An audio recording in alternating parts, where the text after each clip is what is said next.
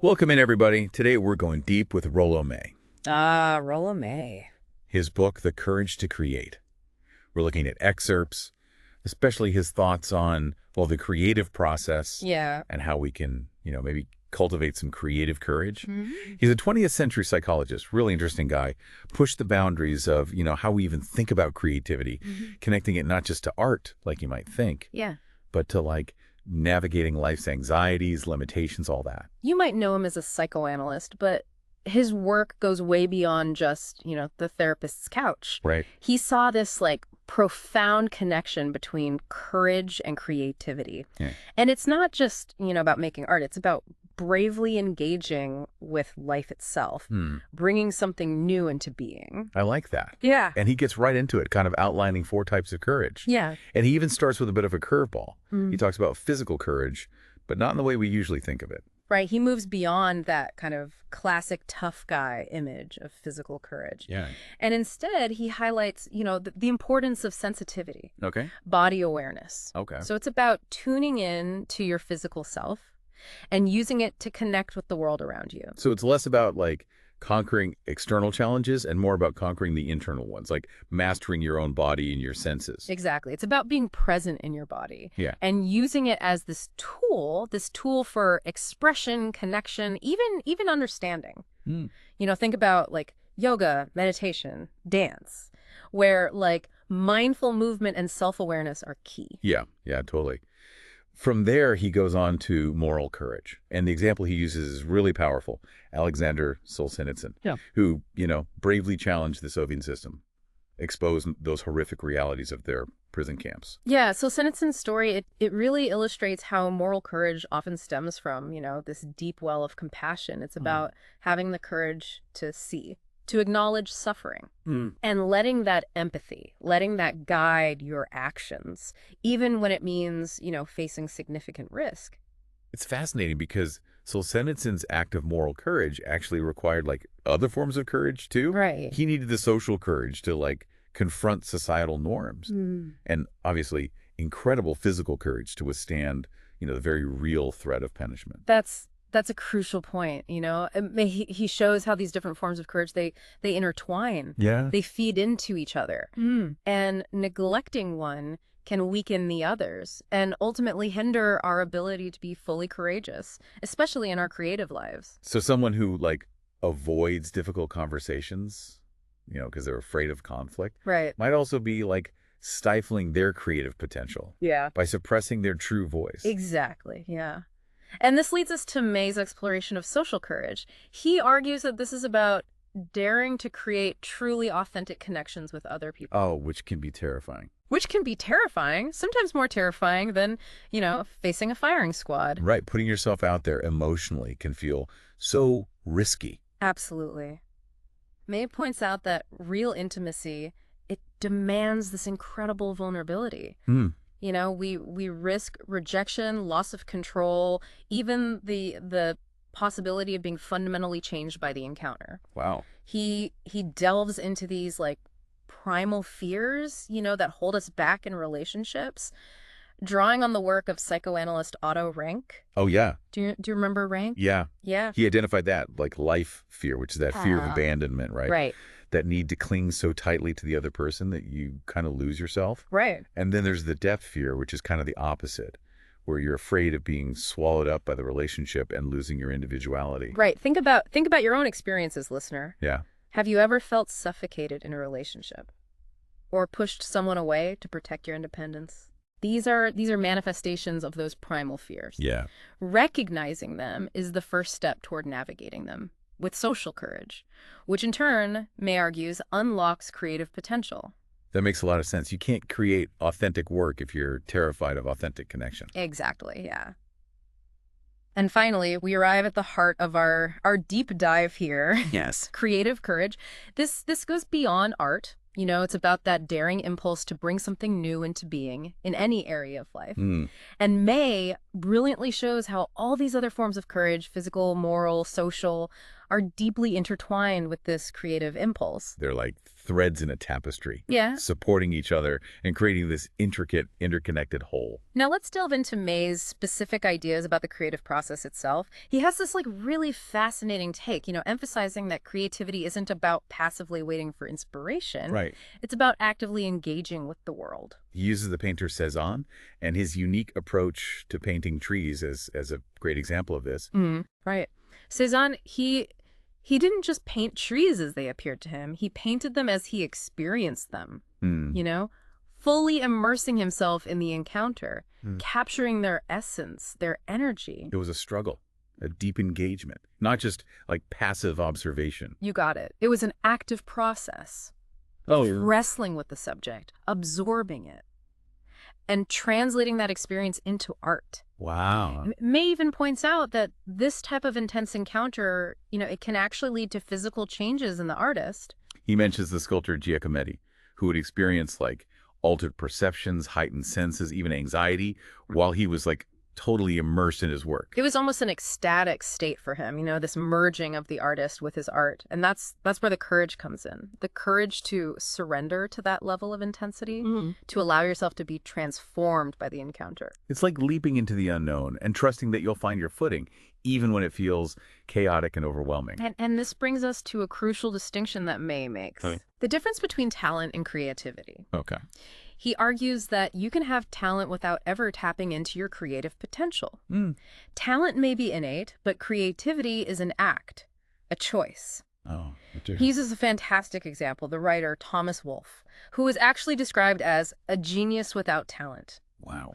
It was Wolfe's relentless dedication to his craft, his willingness to pour his entire being into his writing that made him such a powerful creative force. Right. So it challenges the idea that being naturally gifted is enough. Right. It's about pushing beyond that raw talent and fully immersing yourself in the creative act, even when it's challenging. It takes courage to move beyond, simply relying on your natural abilities and step into the unknown, to embrace the uncertainty, the potential for failure that comes with truly creating something new. And that's where it gets really interesting. May also explores the role of the unconscious in the creative process, those sudden breakthroughs, the aha moments that seem to come out of nowhere. He even shares a personal story about a breakthrough in his research on anxiety. He was struggling with a particular problem, and then, while walking down the street, the answer suddenly hit him. Along with these vivid memories of the ugly green houses that he was passing, it wasn't just a mental event. It was a full-body experience. We've all had those moments, right? Yeah. That flash of inspiration in the shower or suddenly understanding a problem while you're doing the dishes. Exactly. And May connects this to the experiences of other creative minds, like the mathematician Poincaré, who had his biggest breakthroughs during ordinary activities. What's crucial here is the element of solitude. So you're suggesting that for us listeners, carving out time for quiet reflection, for letting go of conscious control is essential for allowing those unconscious breakthroughs to happen. Precisely. Yeah, that's where the magic often happens. And this raises an interesting question for all of us. In our constantly stimulated, hyper-connected world, are we giving ourselves enough of that, precious solitude? It's definitely something to think about. We're bombarded with information and distractions constantly. Right. It's easy to forget the power of just quiet contemplation. And that leads us to another one of May's, thought-provoking, seemingly paradoxical ideas. Okay. The concept of limits as catalysts for creativity. Oh, interesting. He actually argues that we need limits to be truly creative. That sounds counterintuitive. How can limitations possibly spark creativity? It's fascinating, right? He gives examples from art, like Michelangelo's unfinished sculptures of slaves seemingly trapped in stone, and Van Gogh's, expressive paintings of trees contorted by nature. Even in music, Duke Ellington, for example, composed within the limitations of his musician's abilities. The fascinating thing is, May sees these limitations not as restrictions, but as opportunities. So instead of being stifled by boundaries, we're actually pushed to be more resourceful, to find creative solutions within those constraints. That's a great way to put it. It's like a sculptor working with a specific type of stone. The limitations of the material itself actually shape the creative possibilities. And May connects this to his ideas about form in art. He argues that form isn't just about aesthetics. It's about providing boundaries Yeah. that channel and direct creative energy, give it structure and purpose. Exactly. It's like a riverbed guiding the flow of water. Without it, the water would just disperse and lose its power. This is really making me reconsider how I view limitations in my own creative work. I often see them as obstacles, but maybe they can actually be a source of inspiration. That's the beauty of May's insights. They challenge us to see things from a new perspective. Speaking of new perspectives, May introduces this intriguing concept he calls passion for form. He argues that this goes beyond just finding any form. It's about a deeper, almost primal urge to create order and meaning out of chaos. Oh, wow. It's like that deeply satisfying feeling you get after, decluttering your home. It's not just about the order itself, but the mental clarity that it brings. May suggests that this drive for order, it's innate, woven into our very being. He gives this really poignant example of a young man who found solace and a sense of control through sculpting as a way of, coping with his chaotic family life. It highlights how this passion for form can be a powerful coping mechanism, a way of creating order and meaning in a world that often feels chaotic and overwhelming. Oh. And May takes this idea even further, linking it to broader philosophical concepts. He mentions, Kant's idea of the active mind shaping the world we perceive. Yeah. And Whitehead's emphasis on feeling as, fundamental to our sense of self. It's fascinating how he brings in those different perspectives to highlight this deep-seated human need to find meaning and order in the world. Yeah. He even brings in examples from mime, how our minds instinctively fill in the gaps in incomplete images, demonstrating this innate human need for form and coherence.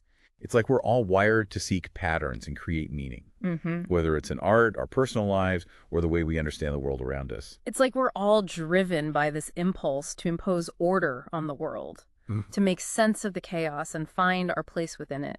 And May suggests that creativity is a powerful tool for doing just that. What's fascinating is that he sees this creative courage as a form of rebellion. Rebellion. Against what? He's talking about those societal forces that can stifle creativity. Think, conformity, the relentless pursuit of material success, or the abuse of power. True creativity, it often involves challenging those norms, pushing against limitations, even risking, rejection or ridicule to bring something new into the world. It's like Solzhenitsyn again, right? Yeah. Rebelling against that oppressive regime. That took immense moral courage. And now I'm seeing how this creative rebellion can also require that same kind of bravery. Exactly. He delves into the psychological reasons why creativity can feel so threatening, both to individuals and to society at large. He points to ancient myths, like the story of Prometheus, who stole fire from the gods and gave it to humanity. Ah, the classic tale of the rebel who dared to defy the established order. But didn't Prometheus face some pretty harsh consequences for his actions? He was punished severely, chained to a rock, his liver eaten out every day by an eagle. May sees this as a powerful symbol of the struggles creative individuals often face. They challenge the status quo, bring new ideas into the world, and sometimes they're met with resistance, even punishment. It's almost like society, or those in power, try to punish those who dare to break the mold and bring something new into the world. It's a compelling interpretation. He also draws a parallel to the biblical story of Adam and Eve, punished for eating from the tree of knowledge. These myths, May suggests, they reflect this deep-seated human anxiety about the power of creativity, the fear of the unknown it unleashes. That makes me think about those times, I've held back on sharing my ideas. Yeah. Or avoided taking creative risks. Maybe it was that subconscious fear of the punishment Matt talks about, the rejection or ridicule that can come with putting yourself out there. It's a very human fear. And what's interesting is that May suggests creativity can be seen as this yearning for immortality. Oh, wow. We're aware of our own mortality, and creativity can be a way of trying to transcend those limits, to leave something lasting behind. So it's not just about rebelling against societal norms, but also against the very limits of our existence. We're trying to create something that would outlive us, make a mark on the world. It's a pretty powerful concept. And what I appreciate about May's perspective is that he doesn't limit this creative impulse to just artists or writers. He sees it as this fundamental human drive that can be expressed in countless ways. It's about bringing that creative spark to everything we do. Yeah. Our work, relationships, even the way we approach everyday problems. Absolutely. It's about Experimenting, innovating, looking at things from a fresh perspective, constantly challenging ourselves to think differently. May talks a lot about, those sudden bursts of insight from the unconscious, those aha moments. But he also acknowledges the importance of hard work and discipline. How do we reconcile those two seemingly opposite forces? May doesn't shy away from this apparent paradox. He argues that both are essential for true creativity. He uses the example of the mathematician Poincaré, who would spend hours, wrestling with these complex problems, but then have his most brilliant breakthroughs during times of rest or relaxation. So it's like our conscious mind needs to put in the effort, lay the groundwork, and then step aside to let the unconscious mind work its magic. It's a beautiful dance between the two. And May emphasizes that solitude is key for allowing those unconscious insights to emerge. In fact, he even suggests that our modern obsession with constant stimulation could be hindering our creative potential. That makes sense. It's hard to find space for those quiet moments of reflection and deep thinking when we're constantly bombarded with, information and distractions. Maybe we, the listeners, need to be more mindful of creating that space for ourselves. It's a challenge in today's world, but an important one to address if we want to nurture our creative potential. May also raises some interesting questions about the relationship between technology and creativity. He acknowledges the incredible advances technology has made possible, but he also warns of the potential dangers of, becoming too reliant on it. It's a double-edged sword. So technology can be both a tool for creativity and a barrier to it. It can open up new possibilities, but also shut down others. Exactly. He argues that technology can sometimes act as like a buffer between us and the world, preventing those deeper, more primal encounters that fuel true creativity. I remember reading about his experiences on television, how he felt like his most original ideas were often kind of cut off or edited out because they didn't fit the format or the audience's expectations. That perfectly illustrates how, the demands of technology or even the pressures of mass media can stifle creativity. It makes me wonder, as a listener and consumer of media, if we're sometimes kind of sacrificing depth for breadth, choosing, mass appeal over genuine originality. It's a valid concern, and May challenges us to think critically about how we use technology to make sure it's truly serving our creative potential and not limiting it. All of this is starting to paint a pretty complex picture.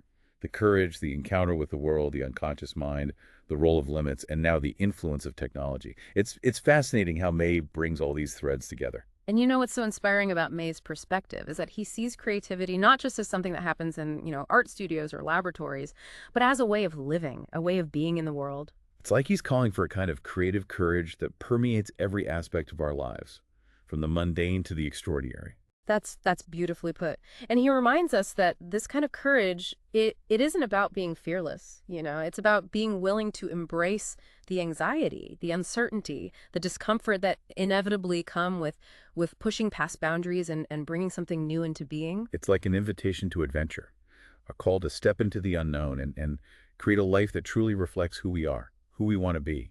And one of the most valuable gifts May gives us is his emphasis on the importance of form. He reminds us that form isn't just about aesthetics. It's about creating structures that give our lives, meaning and purpose. So it's about finding those patterns, those rhythms, those underlying principles that help us make sense of the chaos and create a life that feels, coherent and purposeful. Precisely. This passion for form, as May calls it, it isn't just about imposing order on the world. It's about discovering the order that's already there, the hidden connections and relationships that give our lives depth and meaning. Like we're all artists, shaping and reshaping our lives through the choices we make, the actions we take, the stories we tell ourselves. That's a beautiful way to think about it. And May reminds us that this creative process, it isn't always easy or comfortable. It demands courage, discipline, and a willingness to embrace the unknown. But the rewards, that sense of meaning and purpose, are immeasurable. It's about crafting a life that is truly authentic, reflecting our deepest values and aspirations. And that's a journey worth taking, even if it's challenging. I couldn't agree more. And what I find inspiring is that May sees this creative journey as like a lifelong process. It's not about reaching some, fixed destination. It's about continuously evolving, growing, and expanding our understanding of ourselves and the world. So it's not about achieving some kind of perfect end state, but about embracing the messiness, the imperfections, the constant flux of the creative process. Exactly. And it's about remembering that creativity isn't just about, you know, producing tangible results. It's about the journey itself, the act of engaging with life in a curious, open, and courageous way. It really feels like May is like redefining what it means to be creative. Yeah. And reminding us that it's not just about, artistic pursuits. It's about approaching life itself with that same sense of courage, curiosity, openness to new possibilities. He's encouraging us to see that we're all like inherently creative beings. Yeah. We all have that spark within us, that potential to bring something new and meaningful into the world. So where do we go from here? What are some like practical takeaways we, the listeners, can use to apply these incredible insights to our own lives? Well, I think, cultivating that creative courage May talks about is crucial. It's about embracing the unknown, stepping outside those comfortable routines, and being willing to experiment and take risks. And remembering that those feelings of anxiety and self-doubt we talked about, they're actually a sign that we're pushing those boundaries. Right. We're on the right track, even if it feels uncomfortable. Exactly. Those feelings are natural. They're part of the process. May reminds us that true courage, it isn't about being fearless. It's about feeling the fear and doing it anyway, because you know that the creative act is worth the risk. Another key takeaway is like nurturing that connection with our unconscious, right? Yeah. Creating space for solitude, reflection, and those unexpected bursts of insight. Yes. Putting down the phones, turning off the screens, and just allowing ourselves to be present in the moment, to let our minds wander, to daydream. These are the moments when our unconscious mind can speak to us, offering up those creative sparks we might miss, if we're constantly plugged in. So it's not about like passively waiting for inspiration to strike. It's about actively engaging with the world, immersing ourselves in experiences that spark our curiosity and ignite our imaginations. Absolutely. It's about noticing the world around us, engaging our senses, asking questions, seeking out new experiences, going for walks in nature, visiting a museum, having meaningful conversations, exploring new ideas. All of these things can help us tap into that wellspring of creativity within us. And then there's that seemingly paradoxical idea of, embracing limits. Yeah. Of seeing those boundaries not as restrictions, but as opportunities for creative growth. May's point is that constraints can actually enhance creativity. Think of it like a sculptor working with a particular type of stone. The limitations of the material itself, they force the artist to make choices, to be resourceful, to work within those boundaries, to create something beautiful and unique. So it's about recognizing that limitations are not the enemy of creativity. They can actually be a valuable ally. Right. Helping us to focus our energy, refine our ideas, and push ourselves beyond our comfort zones. And finally, remember that creativity is a journey, not a destination. It's a lifelong process of evolving, learning, growing, and refining our craft. It's about enjoying the process, celebrating those small victories along the way, and embracing the inevitable setbacks as opportunities for learning and growth. That's a beautiful way to put it. May reminds us that the creative life, it isn't about achieving some kind of, perfect end state, but about continuously engaging with the world in a curious, courageous, and creative way. I think what resonates most with me after this deep dive into the courage to create is that creativity isn't just for artists, musicians, or writers. It's a fundamental human capacity that we can all tap into, regardless of our talents or backgrounds. It's about recognizing that creative spark within each of us, nurturing it, and using it to enrich our lives and the lives of others. It's about seeing the world with fresh eyes, approaching challenges with a sense of playful curiosity, and believing in our own ability to make a difference, to create something meaningful and beautiful. And as Rolla May might ask, what will you create today? Yeah, that's a wonderful question to leave us with. We hope this deep dive has inspired you to embrace your own creative potential and to live a life filled with courage, purpose, and joy. Thanks for joining us.